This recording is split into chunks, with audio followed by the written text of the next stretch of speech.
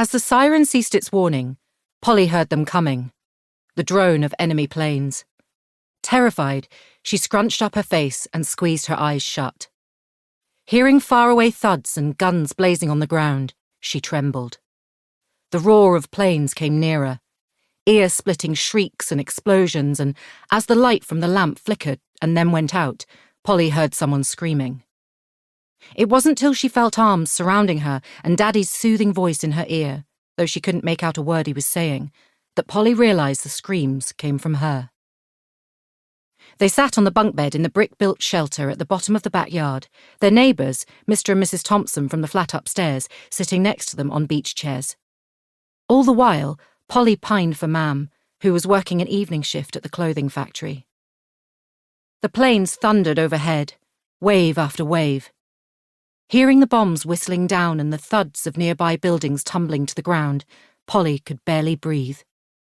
Dust, smoke and smells filled the shelter, and Mrs. Thompson could be heard coughing her guts out, as Mam would say. The thought of Mam, the comforting lavender smell of her, sent a rush of longing through Polly.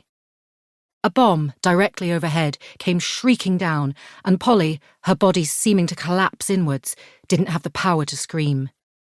There followed a long silence when she feared the shelter walls would fall in, and cradling her head in her hands, she cuddled into Daddy. Minutes later, the raiders had gone, droned off into the distance. Only the sound of an ambulance bell and fire engines could be heard. Swallowing, noticing her dust-caked throat, Polly sat up. No one spoke, but rustling noises came from where the Thompsons sat. A match struck, and soon the warm glow of the hurricane lamp cast shadowy shapes on the walls. Polly gazed around. Everyone was covered in dust, their faces, clothes, hair and eyebrows. At any other time it would seem funny, but not now, not with their solemn, clown-like white faces staring at her, looking as dazed as she felt. Mrs. Thompson shook her head as though trying to think properly. "How about a cuppa?" Her voice came out in a whispery squeak. She brought out a flask from the black leather bag beneath her deck chair. "There's not a lot to go around, but enough to wet dry throats." "That's the spirit, love." Mr. Thompson, his face stern, patted her shoulder. "Don't let them bug—" Mrs. Thompson raised her eyebrows at him. "Jerry's get you down. We'll win through." Later, when the all-clear sounded, they emerged from the shelter into the early morning light to a ravaged world, Daddy's words. There were acrid smells from burning houses, and all around the immediate area, other buildings were blitzed beyond recognition. As she stood in the street, taking in the scene, Polly felt stunned, as though nothing she saw was quite real. She was used to seeing bombed buildings, but she never thought it would happen in her neighbourhood. "Aye, this is what you get when you live in a town that's on the mouth of the River Tyne and littered with shipyards." Mr. Thompson's voice sounded quivery as he looked around.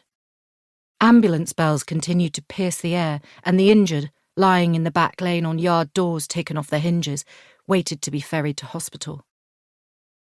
"Their war's over, God rest their souls," Mrs. Thompson said, nodding to where blankets covered a row of mounds on the ground. "Dead people?" Polly realised with a shiver, wishing Mam was here to give her a hug.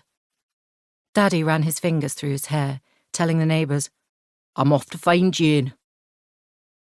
Mam worked in a clothes factory in John Clay Street, where they made uniforms for soldiers.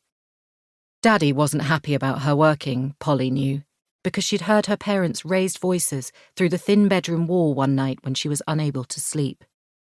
She recalled the conversation, her Mam's voice urgent. "It's for the best, George. You've been told by the specialist you can't return to active service. Your pension only goes so far, so there's nothing else for it. I'm going out to work, and that's that." Polly had been told that Daddy was classed as an invalid because he'd been injured during the war in Burma. There had been a pause, then Daddy had mumbled something. "George, there's no shame in it. Most women are out working these days." In the end, Mam got away, as usual, and it hadn't been so bad because at the start she only worked evenings when Polly was in bed. To keep listening to this audiobook, I've left you a link in the description so you can do it. at no cost thanks to Audible's 30-day free trial.